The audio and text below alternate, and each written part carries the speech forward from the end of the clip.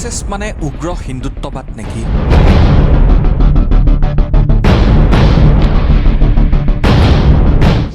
আৰএছএছে ব্ৰিটিছৰ হৈ চোৰাংচোৱাগিৰি কৰিছিল নেকি?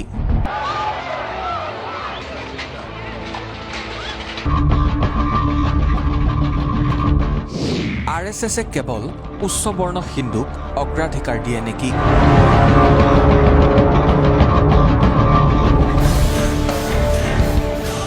ভাৰতবৰ্ষৰ ৰাজনীতিত আৰএছএছৰ ভূমিকা যথেষ্ট গুৰুত্বপূৰ্ণ।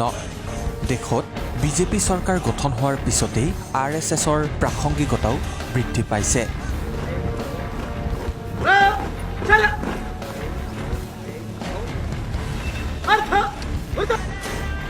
বিজেপি চৰকাৰ গঠনৰ আঁৰত থকা শক্তিটোৱে হ'ল ৰাষ্ট্ৰীয় স্বয়ংসেৱক সংঘ।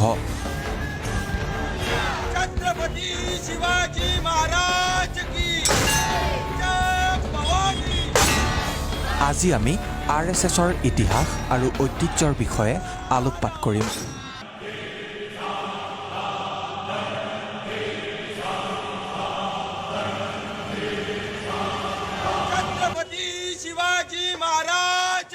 আজিৰে পৰা ৯২ বছৰ আগতেই গঠন হৈছিল আৰএছএছ। হিন্দু সংস্কৃতি পুনৰুত্থানৰ লক্ষ্যৰে গঠন হৈছিল ৰাষ্ট্ৰীয় স্বয়ংসেৱক সংঘ।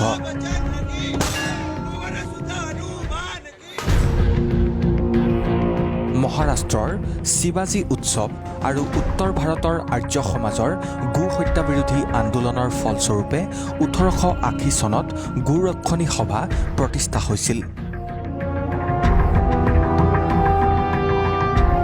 কিন্তু এই গো ৰক্ষণী সভাৰ কাৰ্যকলাপে উত্তৰ আৰু মধ্য ভাৰতত হিন্দু মুছলমানৰ সম্প্ৰীতিত বিভেদৰ বীজ সিঁচিছিল।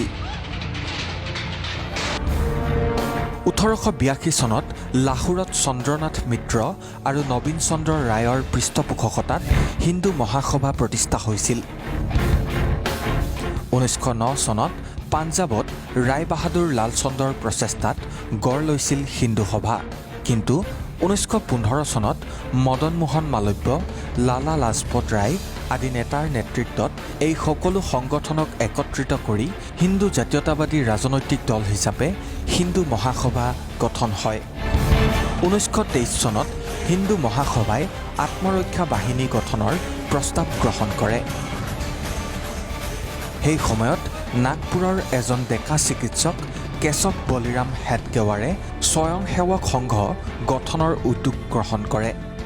১৯২৫ চনত বিজয়া দশমীৰ দিনা নাগপুৰত Hedgewar, LV পৰাঞ্জপে, BS মুনছে, BV পালাকাৰ, Baburao চাভালকাৰৰ উদ্যোগত গঠন হয় আৰএছএছ।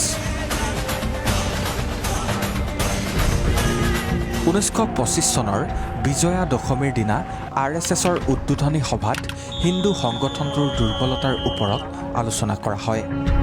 উক্ত আলোচনাত উচ্চ হিন্দুৱে নিম্ন হিন্দুৰ ওপৰত নিৰ্ভৰ কৰিবলগীয়া হোৱা বিষয়টোৱে বিবেচনা হৈছিল প্ৰধান সমস্যা হিচাপে, যাৰ ফলত উচ্চবৰ্ণ হিন্দু লোকক যুদ্ধৰ প্ৰশিক্ষণ দিয়াৰ ওপৰত গুৰুত্ব আৰোপ কৰা হয়। তেতিয়াৰ পৰাই শিক্ষিত ব্ৰাহ্মণ তথা উচ্চবৰ্ণ হিন্দুসকলক অগ্ৰাধিকাৰ দি আহিছে ৰাষ্ট্ৰীয় স্বয়ংসেৱক সংঘই। ১৯২৫ চনত আৰএছএছৰ জন্ম হৈছিল যদিও তেতিয়া নামাকৰণ হোৱা নাছিল।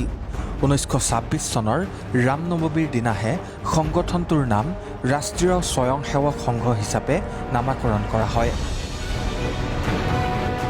ৰামনৱমীৰ দিনা আৰএছএছৰ নামাকৰণ হোৱাৰ আঁৰত এটা কাহিনী আছে। ৰামায়ণৰ কাহিনী অনুসৰি বিজয়া দশমীৰ দিনা ৰামে ৰাৱণক কৰিছিল পৰাস্ত।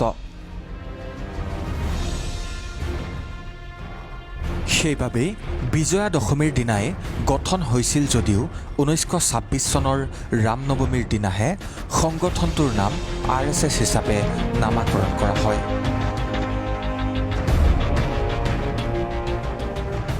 নিউজ ডেস্ক ৰিপৰ্ট, প্ৰতিবিম্ব live.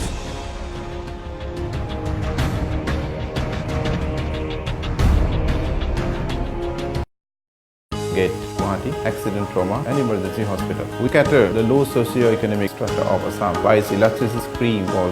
So keep smiling with Gate Hospital.